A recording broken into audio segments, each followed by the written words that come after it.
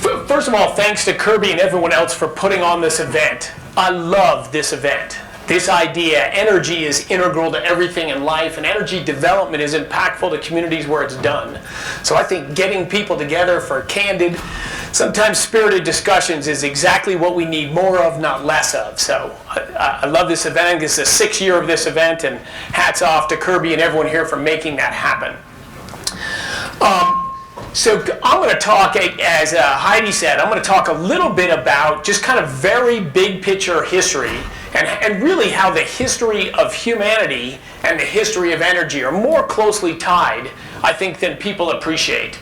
I've got sort of the lucky job of stepping back and doing a little bit big picture, a little bit removed from the tip of the spear where everything is. But I do want to say, I am as well passionately interested and involved in the tip of the spear. You know, I started and ran and am now chairman of an E&P company called Liberty Resources. We're in the Bakken, so we're a shale oil producer. We're a little bit in Wyoming, and we're lucky in North Dakota. There is sort of the perfect way for resource development. You know, it's farmers and ranchers. Most of them own the minerals, not all of them, but you essentially have a partnership, and your partnership extends from the surface owners to the mineral owners. That's why we have a shale revolution in the United States and almost nowhere else in the world. Even the United Kingdom, the birthplace of property rights and human liberty, they nationalized their minerals in the 1930s in the Great Depression. And so now, if you want to go develop resources in northern England, where it looks like they have a tremendous shale gas reserve, you're not partnering with farmers and ranchers and landowners, you're partnering with the national government.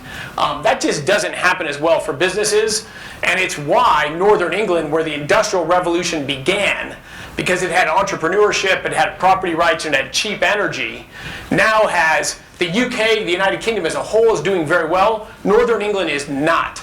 The port city of Northern England, Liverpool, 1 in 3 households do not have a single employed person living in them. So this is where it began, and now they've got expensive energy, sort of an overarching regulations that essentially impede property rights. And because of those two things, entrepreneurship, really the birthplace of entrepreneurship is not there. I think that's unfortunate. The shale revolution, I won't talk about it so much here, obviously just to state the obvious that it's had simply massive impacts around the world. And just to give a few numbers, oil prices in 12, 13, and 14 averaged $90. Oil prices averaged $50 the 3 subsequent years, 15, 16, and 17. The delta of that represents about $1.25 trillion savings every year from consumers. A transfer of money from oil producers to oil consumers.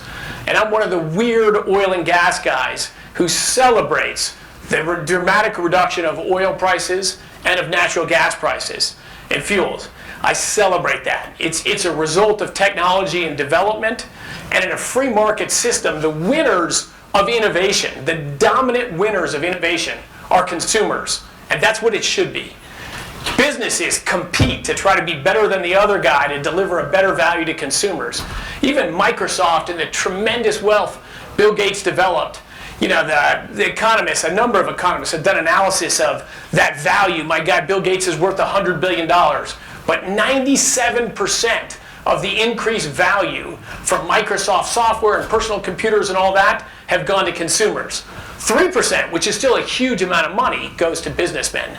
So I love the fact that oil prices are down and natural gas prices are down for what it means for the 99% of the world that are not involved in oil and gas production. And particularly for low-income people, it means a better life. In fact, honestly, it means a longer life. So it's hard to top that and something you cheer for. So on that, a few quick things about myself so you know where I'm coming from. I grew up in Colorado. I grew up in a time, I was in high school in the early 80s. And there was a mania then, as there generally is in society. And our mania then was resource depletion. We're running out of oil, not just running out of oil and gas, but running out of coal, running out of copper, running out of nickel, aluminum, running out of phosphate.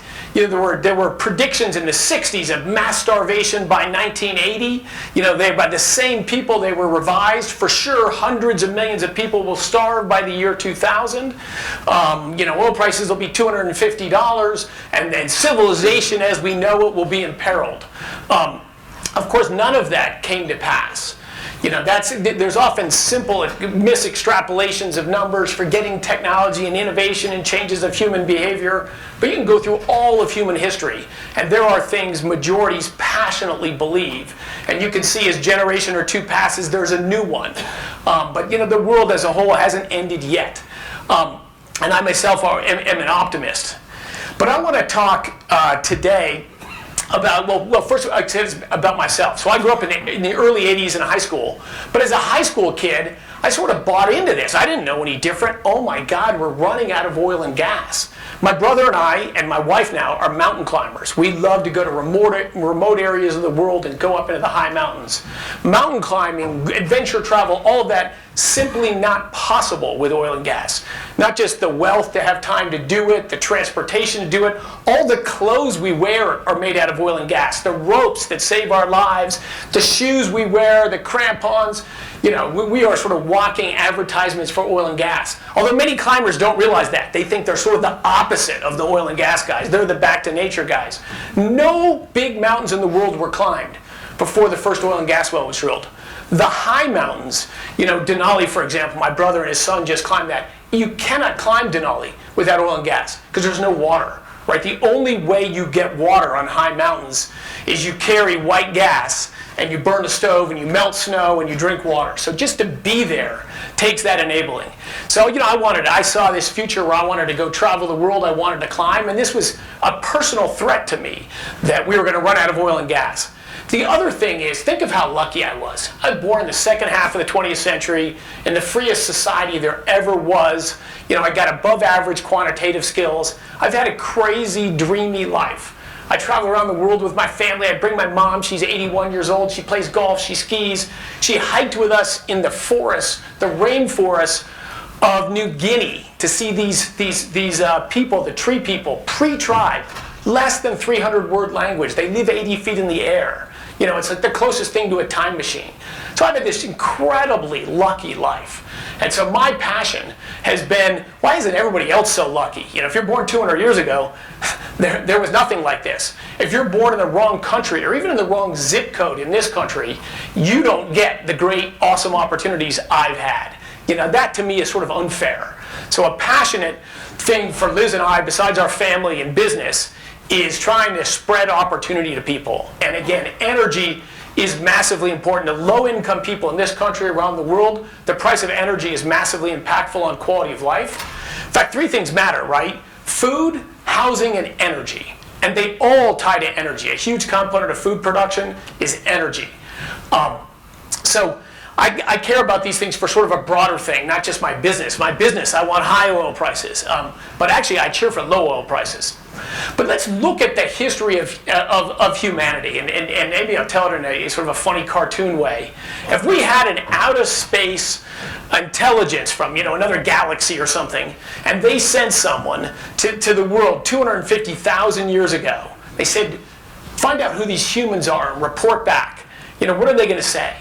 Semi-hairless apes scrounging and fighting for food. They came back 10,000 years later, 240,000 years ago. Semi-hairless apes scrounging and fighting for food. 230, 220, 200, 10,000 years ago.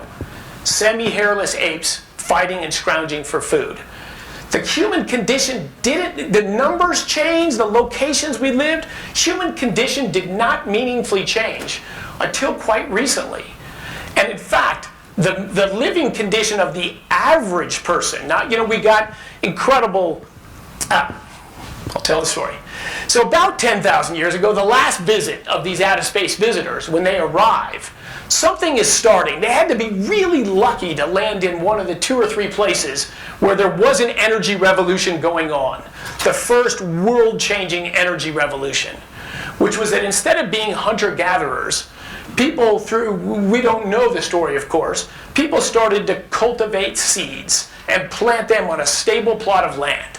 They kept over that plot of land, they fed the seeds, they ultimately slowly genetically modified them by breeding, by choosing seeds from the healthiest plants, and we got the invention of agriculture. This changed dramatically.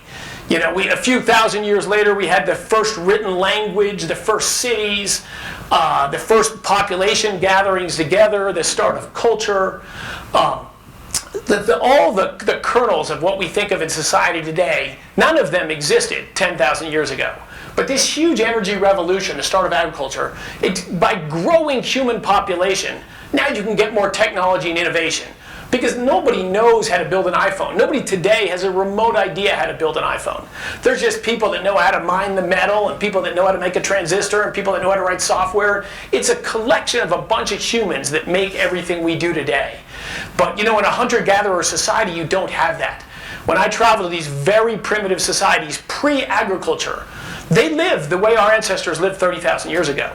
They don't grow food, they live in very small groups, they're very small, they're calorie deficient. Life is violent and short. To use Thomas Hobbes' word, throughout almost human history, life has been brutish, I forgot the other word, and short. Nasty, brutish, and short. It truly, you know, you'd say it's judgmental, but that's how life for our ancestors was for the most part. And if you go to traditional societies today, you see that. So invention of agriculture started to change a lot of things, but what it didn't change was the condition of the average person. Life expectancy, and of course we have no exact numbers on this, but there's been a huge number of work and studies done. And hunter-gatherer societies, so before 10,000 years ago, it looks like life expectancy was around 30 years. Life expectancy, world life expectancy, 170 years ago, when the first oil and gas well was drilled, 30 years. Life expectancy of the average human did not change throughout all of human history until quite recently. It's an amazing thing. We think of, yeah, it was bad then, it was much better in the Roman times, then it kind of moved forward. Culture moved forward, science moved forward. The amount, it wasn't just a tribal head, you know, we had a king, and then we had a king and lords and princes, and you know, there were more people living well. That was a gradual change over the last few thousand years. But if you took the median life expectancy or the median wealth of people, that didn't meaningfully change until quite recently. To say more recently, the World Bank has a thing they track, which is people living in extreme poverty. So in today's dollars, that's $1.40 a day. Think of how you would subsist on 140 pennies a day. So we have 700 million people in the world today that live on $1.40 a day or less. Roughly 10% of the human population. So if you go back to, let's say, 1840, right before the first oil and gas development started, and another development I think that's even more important, what percent of the people then lived on the equivalent, inflation adjusted, purchasing power parity, what percent of people lived on $1.40 a day or less? 90%. 90% of people were just subsistence, most calorie deficient. Why were our ancestors just 200 years ago shorter than us and smaller than us? They didn't get enough food, enough protein when they were young to grow to their genetic potential. Why when I go to poor or remote traditional societies, people are small. They just don't have enough food to eat. That's a rare problem in the United States today. In fact, it takes extenuating circumstances to have that happen. But 90% of our ancestors throughout all of human history, and if you look at that $1.40 a day, and again, the data is not great, so I don't want to overstate it, but some studies will say, hey, you know, 2,000 years ago, that was 95%, and you know, and 170 years ago was 90%. Maybe it was 97% before then. But almost everyone still lived that way. What was life expectancy? 30 years and $1.40 a day. That's what life was like. We had fantastic political developments, incredible scientific achievements, incredible cultural things, but the life of the average person hadn't moved a lot. And then two things happened that I think absolutely changed the world and created this modern world that nothing but our modern world is even recognizable to us. And I say two things changed it. Liberty, not our company liberty, the concept of human liberty. This is a long and beautiful story. Let me just say a few things about it real quick. Political liberty, meaningful political liberty. I think the first big step was 1689, the Glorious Revolution in England. There had been a brutal civil war, and the king, not because he was a nice guy or he believed in liberty, but the king was forced to cede sovereignty.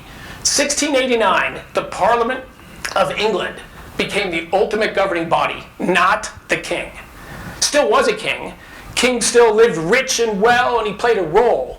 But decisions in life went to, the ultimate decision of raising taxes and making policy went to the Parliament. This is a moment in history that's impossible to overstate.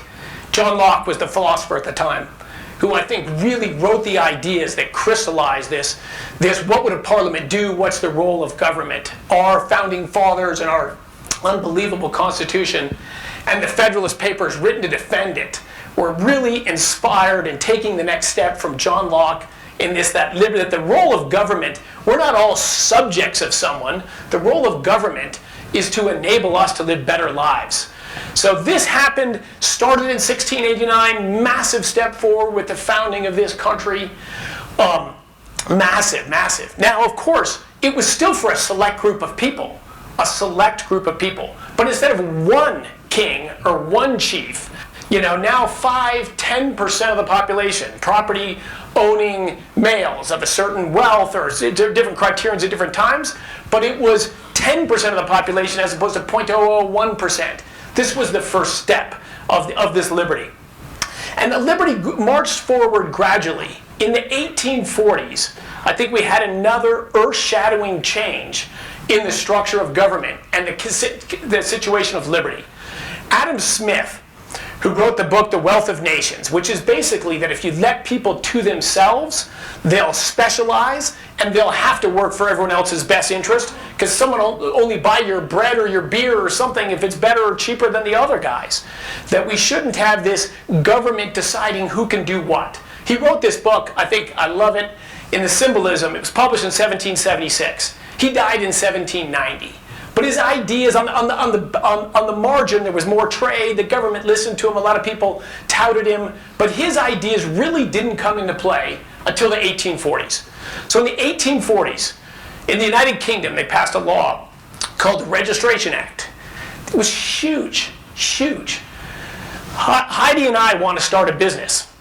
And in 1841, we need a majority vote of the English Parliament to grant us that right. A law was passed in 1842 and said if we filed our paperwork and paid a small fee, we have a business. In the United States, it actually happened a couple years earlier because of a financial crisis, and it was different times across the states, but we passed what are called general incorporation laws, which means that Heidi and I could, instead of getting the majority vote of the state legislature in New York, you needed a 2/3 vote of the state legislature if you wanted a bank, thanks to Martin Van Buren. Now that's 50% legislator. That's not high enough bar to be able to start a business to compete against another business. So in the 1840s, these changed. So when did life expectancy and human wealth and the quality of human life start to change? 1840s. You look at plots, human income corrected for inflation, human life expectancy, there is an elbow in the middle of the 1800s. So liberty arrives, and what do people do? There's 10 times more businesses in 1850 than in 1840. Tenfold over the 300 years in which, with a government charter, you could start a business. And of course, it exploded from there. Innovation, now services got cheaper, more things happened. Now how can you do all this where most of the energy comes from chopping down trees and burning them? So this led to, of course, we need better, denser, more available energy sources. So the first oil and gas well in this country is drilled in 1859. Coal was around. Coal started maybe 100 years earlier, and coal arrived too late to save the forests of England. England, a wet, lush nation, entirely deforested, entirely. What happened to Robin Hood's Sherwood Forest? If you go to England, it's very green. There's only in special areas where there's, and of course these forests have regrown forests. Coal did arrive in time to save most of the forests of Europe. And coal and oil and natural gas, the eastern US was pretty deforested in our first 100 years here of a significant population. But as people moved west and most energy came from other sources besides trees, we saved forests. We have forests all over the world and support 7 billion people because of oil and gas. Just large energy density. And the great thing about oil and gas is they made the world over 10,000 times bigger. Before that, all the energy that humans consumed came from the top 6 feet of the soil on the land around the earth. Right? Now we get oil and gas in the top 16,000 feet. We've made the earth maybe 2,000 times bigger. So we have enormous stores of energy that come from the same thing, the rays of the sun creating biologic matter, but it was stored over hundreds of millions of years. And a great thing is it's stored 2 miles underground, and still today nobody lives 2 miles underground. So we can extract energy from a place where people don't live. So the human footprint on the planet, in the United States, the size of our forests and the size of acreage under cultivation peaked around World War II. Our population grew 50%. The amount of acres we needed to grow food because of better farming, better technology, better energy. We've generally shrunk our footprint. The air, the water in the United States and in Denver where I grow is cleaner now than since I was born. Meaningfully cleaner. You know, we had the brown cloud, we had warning days. But as humans have invested in technology and better energy sources, we've shrunk the human footprint, but grown our lives. Worldwide life expectancy, worldwide, not US, 71 years, well over twice as long. We don't have a single country on earth with a life expectancy below 45. 200 years ago, we did not have a single country on earth with a life expectancy above 40. And the only ones that are below 50 are because they've been racked by civil war in Sierra Leone and the Congo. Every other country is above 50 years. So things have changed in a more smaller time frame than we like to think. A few other things. So the environment, as I said, I'm a climber, an outdoor guy. Shrinking our footprint and making our environment cleaner and being better neighbors, massively important. It's why you're all here. That's another thing. The history of that is actually pretty tremendous as well. This shrinking footprint, cleaner fuel, it's partially for the efforts of people like you in this room, and part of it is just markets drive that. You know, who wants to drive a dangerous car or breathe dirty air? Sometimes it's hard to get that balance, but natural evolution of humanity has driven London's air today. The peak dirtiness, health risk of breathing London air was in the middle of the 1700s, about 1750. Prior to meaningful arrival of coal.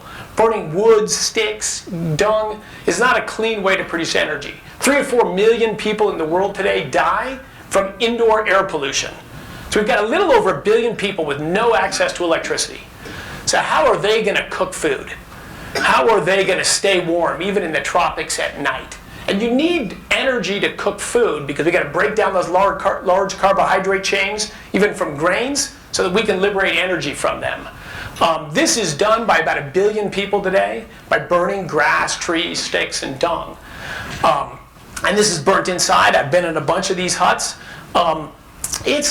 People say coal is terrible, coal is dirty. I'm like, compared to what? Coal, the arrival of coal to these poor countries that just use traditional energy like our ancestors did, it's lifted hundreds of millions of people out of poverty and dramatically cleaned the environments. Now, coal's not as good as oil, and oil's not as clean as natural gas, and nuclear is even less so. You can go down that chain. But availability of energy enables everything else we do in society. We all take it for granted, and we're lucky. We have it, we've got it. Passion to me is still those a little over 1 billion people that don't have access to electricity, and about another 750 million that only intermittent access to electricity. So almost 2 billion people there. So there's a lot of future. I should have said early on, I went to college to work on fusion energy. That's why I chose where I went to college. We're running out of oil and gas. I want to be part of the solution. I went to college to study plasma physics at MIT, where they had these two devices called tokamaks to create fusion energy so the world would have energy in the future. I quickly learned I didn't have the patience to be a basic researcher. I went to graduate school. I worked in solar energy in graduate school. And after I got out of school and worked at a small company, I worked in geothermal power for years. So I'm a all of the above energy guy. I certainly believed it was these new energy technologies that were going to displace oil and gas relatively quickly. I thought the biggest advancements in technologies would be in those areas. Now, all of those energies have moved forward significantly in their quality of producing energy, the economics and quality of the energy you get out. But I never would have guessed that by far the biggest and most important energy revolution in my lifetime or my lifetime to date would be in oil and gas. It's fortunate, I think, because that's a big energy source, so the impact is more dramatically spread around the world. So quick things on where does energy come from. So when I was born, oil, gas, and coal provided just over 80% of world energy, somewhere around 82, 83%. So today, 50 years later, oil, gas, and coal provide 81 to 82% of world energy. So a loss of maybe 1 percentage point. Our Government Energy Information Administration has projections out. The last ones are 2040. I think the 2050 ones are coming out. In 2040, with government policies and subsidies and everything we have in place, what is their projection in the year 2040 for the percent of world energy that will come from oil, gas, and coal? Just under 80%. So from my birth, 82.5% to, if they're right, and of course they're not going to be right, but I don't know which way they're going to be wrong, to when I'm 85 years old, we'll have gone from 82.5% to 78, 79%. Now, what happened in those other 20% is enormously important. Wind has grown rapidly. Solar is really neat. I worked on it for years. I love it. I bought thousands of solar panels and designed charging circuits for them. I'm very bullish on fusion. It will arrive. There's great next generations of nuclear. There's all the world. Well, last comment, and then I'll take questions. The world. This is another thing I didn't learn until maybe 20 years ago. There's virtually zero prospect the world will run out of oil and natural gas. A million years from now, I think it's a very safe bet that 90% of the oil and gas underground that was underground a million years ago will still be underground. We talk about reserves and all that. That is a tiny piece of the oil and gas underground. It's the stuff that we already know about, that's nearby, that we have infrastructure that we can prove we can economically develop in a certain time frame. I mistakenly thought reserves was how much we had. So the last line I'll take is stealing from Sheikh Yamani, that the Stone Age didn't end because we ran out of stones. The predominance of oil and gas and hydrocarbons in energy, they're not going to end because we're going to run out of them. That's just simply, we'll never get remotely close to that. But other technologies rise, and obviously you produce the easy stuff first. So there will be a gradual transformation to other energy sources, which I think is a great and beautiful thing.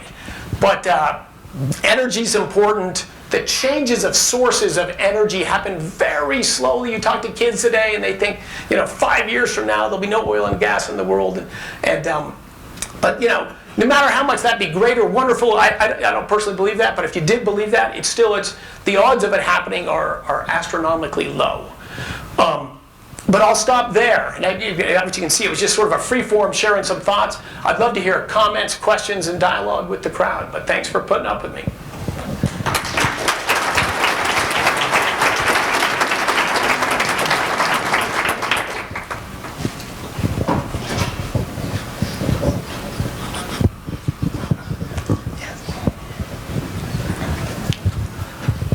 I'm full of questions today. Great. Where do you see biofuels coming into play more strongly in the future? Wind and solar are, certainly out there, but biofuels is kind of out on the fringe, and we're seeing that ExxonMobil is looking at algae as a future source of energy. Can you comment? So biofuels are a meaningful part of world energy mix. In fact, they're greater than wind and solar combined. Wind and solar worldwide today are just over 2% of world energy. $1.5 trillion subsidies later, in 30 years, they're just over 2% of world energy. Biofuels are maybe 3% of world energy. I think they have obviously a significant role. They played a significant role in history, and I think they'll play a significant role going forward. But they suffer from some of the same fundamental limitations. That it's the solar energy that's hitting the Earth today, that undergoes a chemical reaction to create energy. So they take more land, and there's a certain maximum amount of density of energy we can produce on a certain acre of land. So, farming technology is getting better. This is moving forward. But I think it's unlikely that they'll ever be. They were 99% of human energy throughout all of human history till 200 years ago. I would say pretty unlikely they reach 10% again. I've seen different stories about how much land it would take for windmills to supply what we need. Do you have any idea of what that huge number is? Actually, it's pretty simple math. Because wind, again, we easily, today we already map the winds of the world. We know what turbine spacings you need. That any errors are within a factor of 2. But you can get a meter, 1 watt per square meter is an average. Theoretically that could get to 1.5. It's not likely, but not impossible that gets to 2. So just to put it maybe in a little more context, and again, wind energy is big and significant. I'm saying it's terrible, but it uses a lot of land for an amount of energy. To produce the increased energy consumption of 2018 versus 2017. However we got energy in 2017, all of that stays in place. Just the incremental growth in world energy demand this year versus last year would take a wind farm the size of Germany. How big? The size of Germany, which is about 20% bigger than the state of Colorado, just for the extra growth in energy. The thing I saw was there's not enough acres in the U.S. to do it. Over here to your left. Oh, sorry, I thought you were done. Yeah, I think it will continue to grow, but yeah, is it going to be the dominant source of world energy or U.S. energy? I think very unlikely. Maybe it's an increasing part of electricity. Remember, electricity, which our most refined form of energy, it's about 40% of the energy U.S. consumes is electricity. So even if wind and solar were 100% of our electricity, I think it's a very remote chance, that would be 40% of our energy. I'd just like to hear your opinion or take on climate change.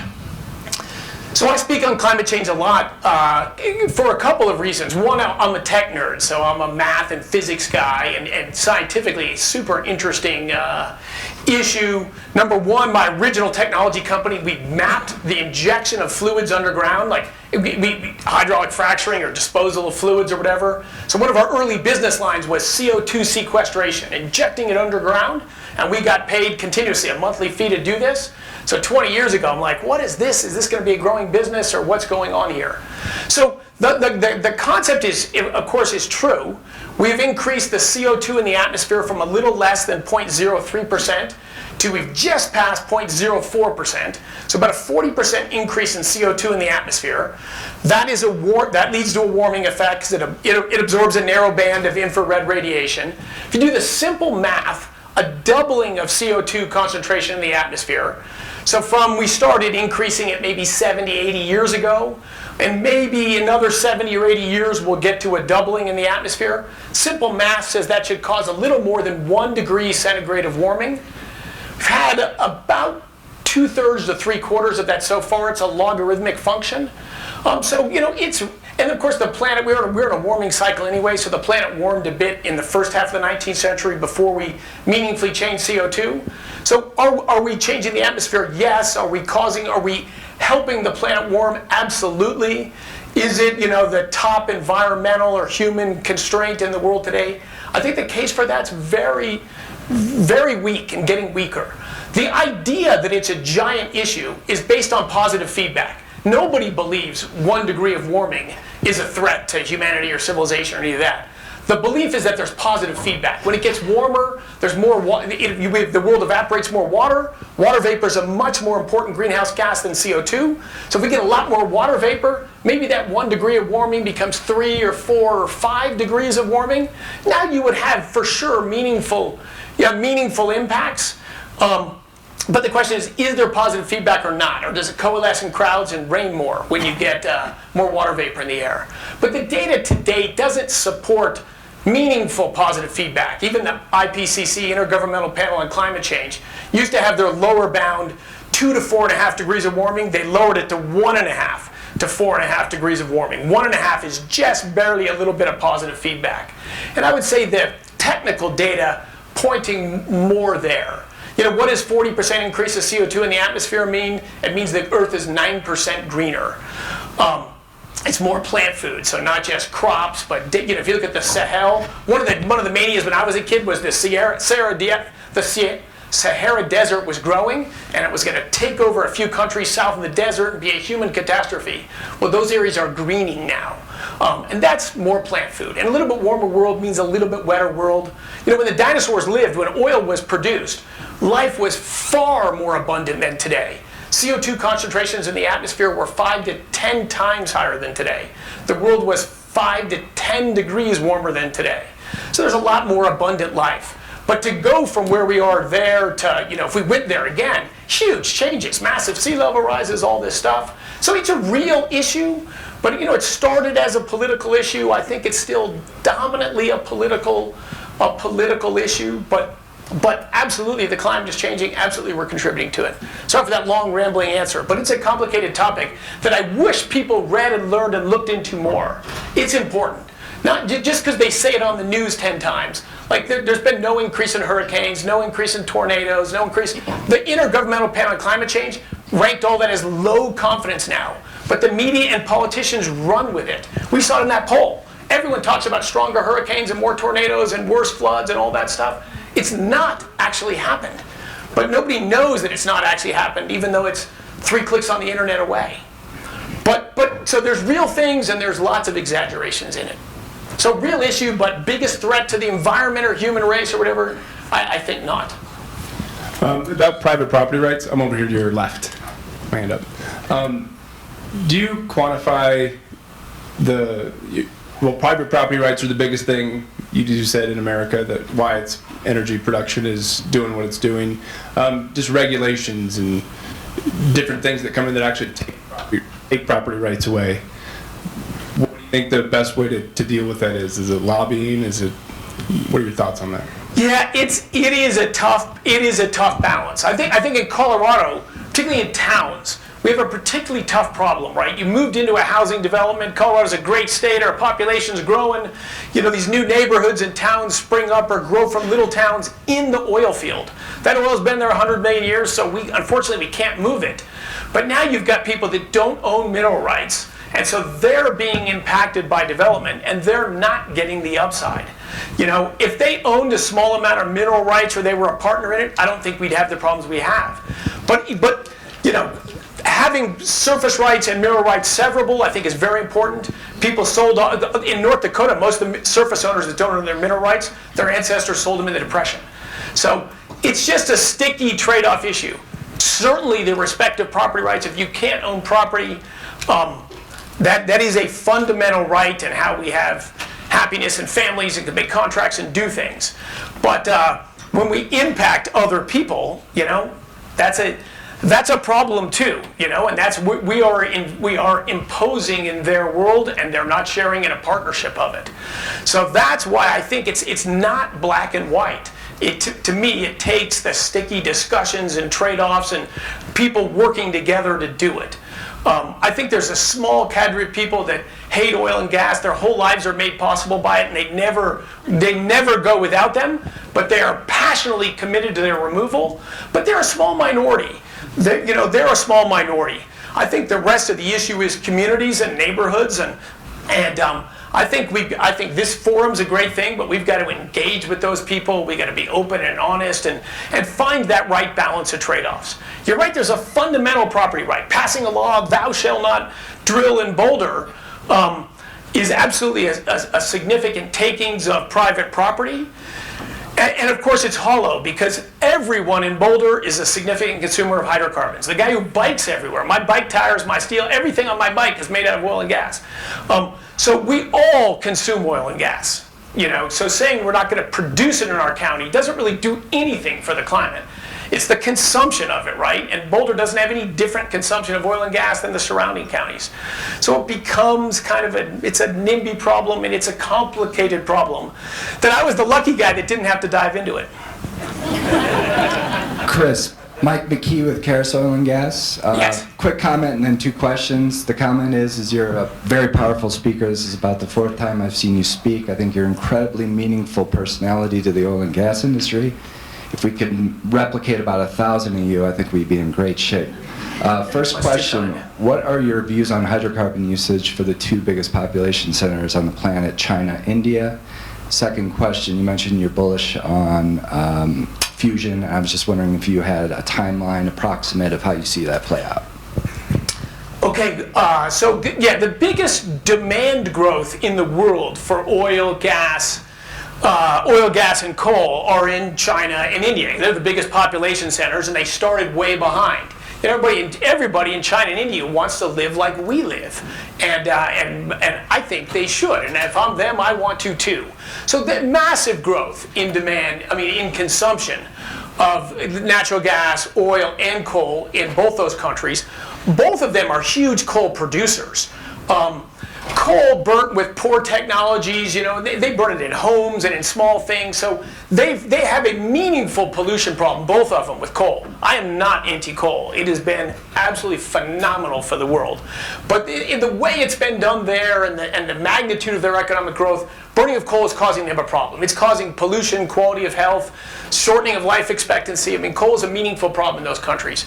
So both of them are investing massively in LNG import capacity. They're both big and rapidly growing oil importers.